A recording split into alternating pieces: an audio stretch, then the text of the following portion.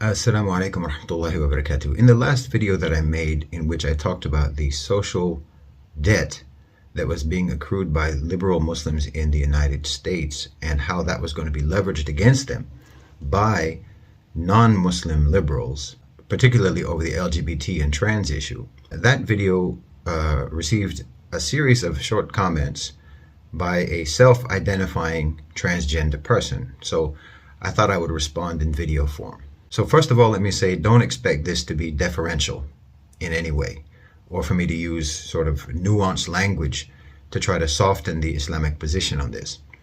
In Islam, we recognize hermaphrodites, or what are now called intersex individuals. And we have a whole area of fiqh, of jurisprudence, addressing their situation. But that is distinct from transgenderism and from transgender individuals, because that is connected to a psychological disorder, gender dysphoria, not a naturally occurring anomaly at birth.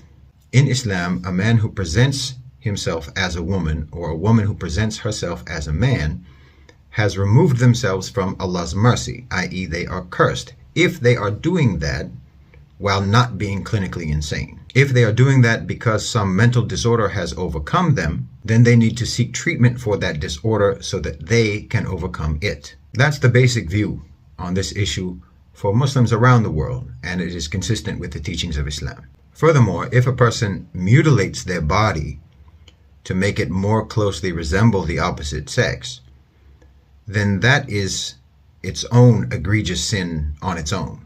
But of course, the most egregious sin is kufr, is disbelief in Allah, disbelief in His prophets, in His books, in His angels, in the Day of Judgment, and in the divine decree. So any sin after kufr pales in comparison to that, and basically makes all of those sins possible anyway. So that just gives you a basic framework from the Muslim perspective of how we approach this topic. Islam requires that we submit to the commands of Allah subhanahu wa ta'ala, regardless of how we feel about them, because we are merely His slaves and we do what we're told. And part of what we are commanded to do is to tell the truth and to oppose falsehood and to speak plainly. قُولُوا قَوْلًا سَدِيدًا.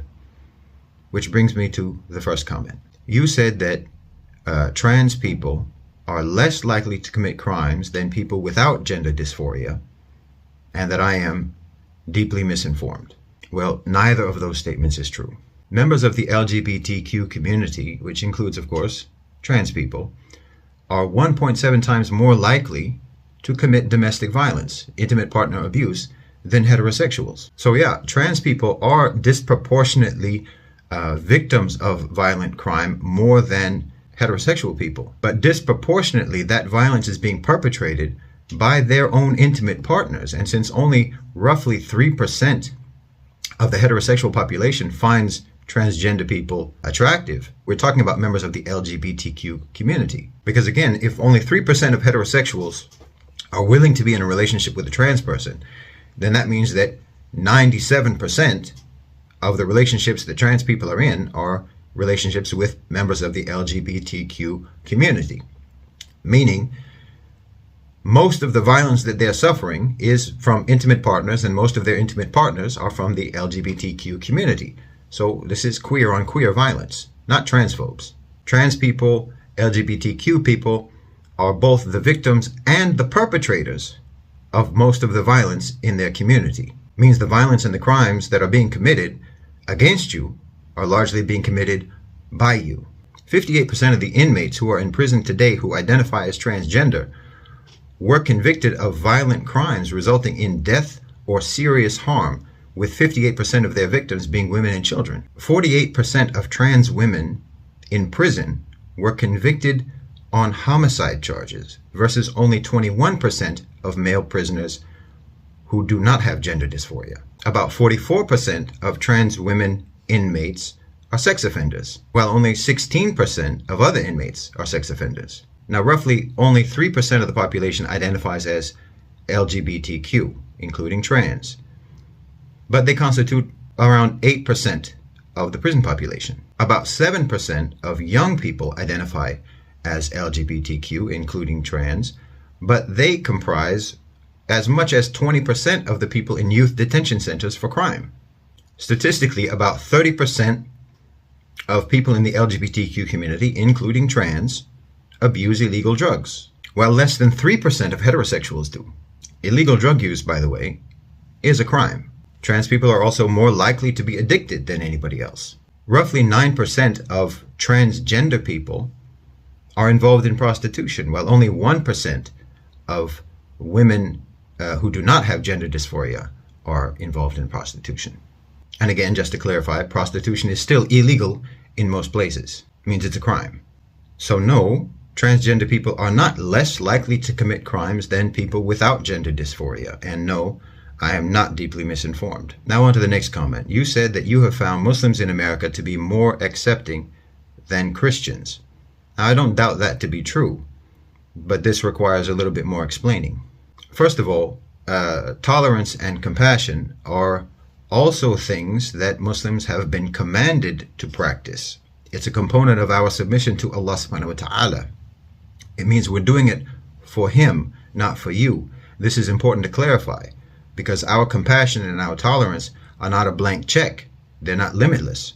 They can extend only so far as the religion allows. Now, this protects us from being manipulated, and it protects you from never being told when you've gone too far. Now, as for Muslims who you may have interacted with who don't appear to limit their compassion and tolerance within the boundaries allowed by the religion, that's because Muslims in America are incredibly vulnerable to coercion because of their existential need to be accepted in a society that fundamentally despises them. And this is the basis for the naive and gullible strategy promoted by liberal Muslim organizations vis-a-vis the LGBTQ community. They see that you all have been phenomenally effective in pushing your agenda and bullying the population into acquiescence, reversing in a few years, just a few short years, reversing American disapproval for homosexuality and same-sex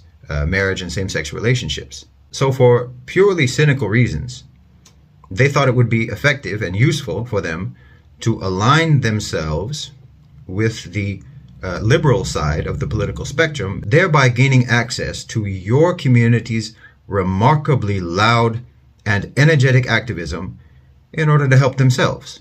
So in actuality, this isn't about compassion or tolerance. It's an alliance of convenience. It's mercenary, not merciful. And essentially, this is born out of those Muslims' resistance to just accepting that they are despised in that country, despite the fact that our religion makes it clear to us that there are always going to be people who despise us. Now, they rely on the constitutional protections of freedom of religion in order to try to hold back that hatred. But ironically, the very fact that they feel the need to align themselves with you all demonstrates how hollow that protection really is. Which brings us to the next few comments. You said that you always show up to defend Muslims when they're being attacked, and you will continue to defend their right to practice their religion, regardless of whether or not they ever reciprocate your goodwill. Okay, but it isn't goodwill though, is it? Freedom to practice your religion is the law of the land. You're defending the Constitution, not us, and that's for your own reasons, but you're trying to make it appear that you're sticking your neck out for Muslims so that we'll be grateful. This is a very passive-aggressive form of coercion and manipulation. I'm always there for you, even if you're not there for me. I mean, it'd be great if you could be there for me, but, you know, maybe you're not quite as decent as I am. Maybe someday you could be as decent and as good and virtuous as me. Now, this will work, and has worked on some people, but not me. I know it's a ploy. It's transactional. Because in America today, principles and values have eroded to such an extent that nobody actually takes moral stands. They don't do things for moral reasons, they do things for benefit. And this is particularly true in the realms of political and social activism. There's just a lot of deviousness going on here. You want to play us off the Christians, because the Christians are famous for being all about love and tolerance, and the Muslims are famous for being rigid and harsh. So if you can claim that Muslims are more tolerant and more understanding and more loving and all of that, more so than Christians, well, that's what they're famous for. You can shame them for their uncharacteristic intolerance, an intolerance that they don't want to believe about themselves. It's a manipulation. Like, how could you Christians, followers of Jesus, be more judgmental than Muslims? And of course, it's not even true. Catholics, Protestants, and Orthodox Christians are all more accepting of LGBTQ than Muslims. But your target isn't the Catholics and the Protestants and the Orthodox Christians. Your target is the white evangelical Christians who hate us even more than they hate you, and who are one of the largest and most influential political blocs in the country. So if you can persuade them to be morally superior to Muslims by being more accepting of your community, that's a big win for you. It's all just cynical maneuvering, both on your part and on the part of liberal Muslims. Now, one further point. Gender dysphoria is a psychological disorder. Islam is not. Gender dysphoria does not articulate a moral code and laws and a practice of worship that billions of people have followed for over a millennia. Identity confusion is not an identity. So pretending that you should have the same status and legal rights as a religious community is absurd. Mental illness should be treated. It should not be stigmatized, no. But it should also not be applauded and celebrated and normalized as if it is an acceptable alternative to mental health. And no, it is not hatred or transphobia to want you to be helped to reconcile yourself with your biological sex. It is rather contempt for your well-being to do otherwise. But of course, I expect this video to be attacked by your radical, vindictive, and intolerant community, and it will probably be removed. So anyone who wants to access this video after that happens, you'll be able to find it on our Telegram channel, the Telegram group that is related to this channel. But so, in conclusion, in my opinion, the trans community and the LGBTQ community overall is breathtakingly dishonest. But the liberal Muslims are too. And frankly, I don't want anything to do with either one of you, because I don't think that any form of engagement with you can ever be anything but futile. But I'm making this response primarily for my Muslim audience. Jazakumullahu khairan wa assalamu alaikum.